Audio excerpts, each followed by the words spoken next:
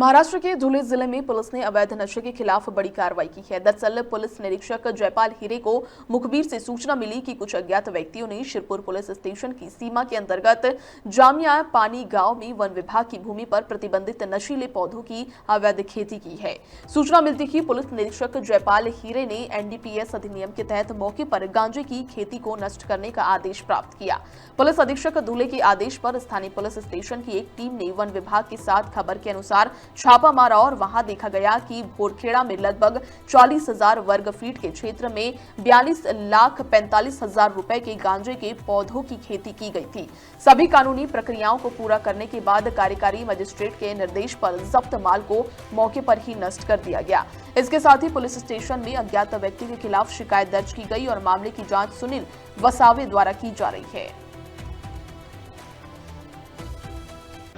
दिनांक 4/12/2025 रोजी आम्हाला जामना पाणी या गावाच्या परिसरामध्ये वनजमिनीत अतिदुर्गम भागात काही अज्ञात व्यक्तींनी गांजा या वनस्पतीची लागवड केली आहे अशी बातमी मिळाली होती आणि त्या ठिकाणी आम्ही जाऊन खात्री केली असता सदरचा भाग अतिशय दुर्गम होता, जिथे आपण कोणतेही वाहन घेऊन जाऊ शकत नव्हतो।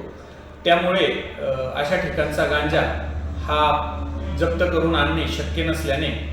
आम्ही एनडीपीएस कायद्यातील तरतुदीप्रमाणे माननीय मुख्य न्यायदंडाधिकारी जिल्हा सत्र न्यायालय धुळे यांच्याकडे कार्यकारी दंडाधिकाऱ्याची नियुक्ती करून असा जो गांजा आहे तो जागेवरच नष्ट करण्याबाबतचे आदेश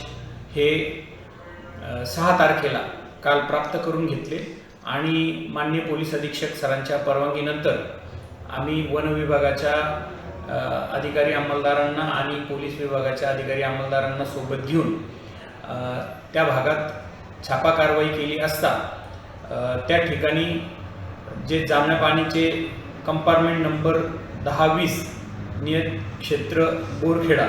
या ठिकाणचा साधारण 40R म्हणजे 40,000 स्क्वेअर फीटमध्ये जो गांजा होता तो त्याच ठिकाणी नष्ट केला। त्याचं साधारण जे वजन आहे ते वजन 849 किलो आणि बाजार मूल्य हे 42,45,000 इतकं होतं। तसेच त्याच्या शेजारी बबळाज कंपार्टमेंट नंबर 1041 येथे 37 गुंठे